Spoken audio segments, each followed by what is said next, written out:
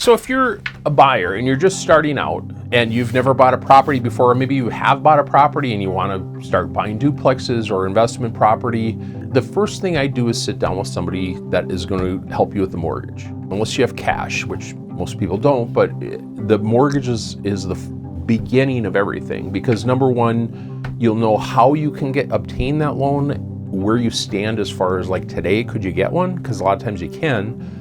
And number three, if you can't get it today, or maybe you do some minor things to get there, what are they? And once you get to that process and being done with it, then you've got almost like a piece of gold in your hands and you say, here, I can really do this. Look at me. The thing that I see people make a mistake is they want to start looking right away, they want to start finding the right property, and then they don't have that in place, and that's the biggest thing. If you have a pre-approval, you know exactly what the costs are going to be and how much you're going to have to put down, and it's relatively easy. I mean, like, you can get pre-approved within a matter of a day or two at most. If you do purchase this, these certain things will actually give you money to help you make that down payment. And a lot of times those products are available for all kinds of different people. Secondly, I would look at working with somebody that this is what they do.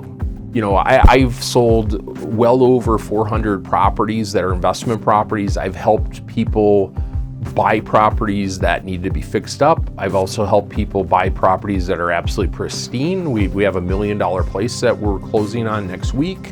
That expertise will help you massively. The thing I can't stress more than anything is it's not that hard to obtain a property. A lot of people have this major fear when they say, I don't know if I can do this. How does everybody else do this? What do they do? The other beauty of a duplex, let's say, versus a single family home is you have a tenant that's paying a majority of the mortgage. If you listen to Robert Kiyosaki, which you might be familiar with, Rich Dad, Poor Dad, it was a group of books and videos that were done back about 20 years ago.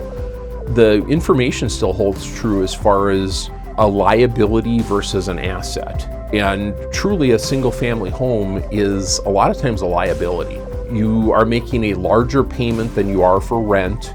You have all kinds of stuff you have to do to that house. You have to paint it, you have to do the lawn, you have to get rid of the snow, you have to make sure the roof is still operable, the appliances go out, that's your deal.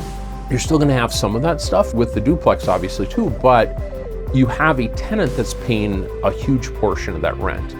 Example, a lot of people are paying somewhere between $1,200 to $2,000 for rent.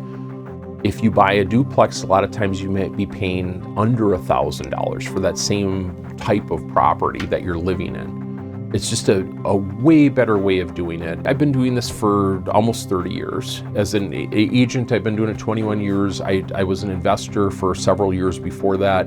Probably the most interesting thing I've ever read with real estate is the fact that a lot of people think it's people that make a ton of money are the ones that are millionaires in this country. And there was a book called The Millionaire Next Door. The big thing that he discussed on was the biggest factor, common denominator that rich people have in this country is they've kept their expenses low. It had nothing to do with their actual income. I mean, sure, if I'm a doctor and I'm making $500,000 a year, I've probably got a better chance of being a millionaire than somebody working, delivering newspapers like I did when I was a kid. It really came down to who could control their expenses. And when you look at that, if you live in a duplex, you can cut down what you're gonna pay versus living in a house by a half and sometimes even more.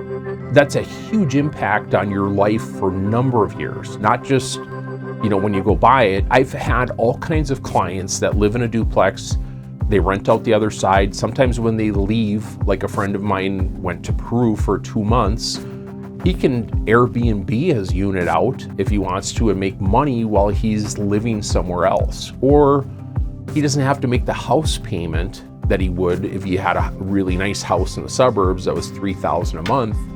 He's only paying about $500 or $600 for the unit he has.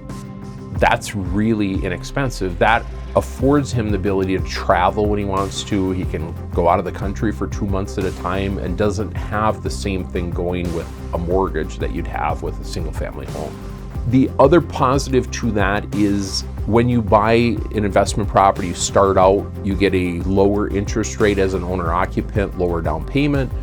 Then you can go to the next step where you could say, okay, now maybe I have a family or a significant other that we want a bigger place and I just want more space. Then you can step up to, a single family home if you want, or a lot of times our clients will go buy another investment property and owner occupy it and still get the same ability to have a lower down payment and a better interest rate.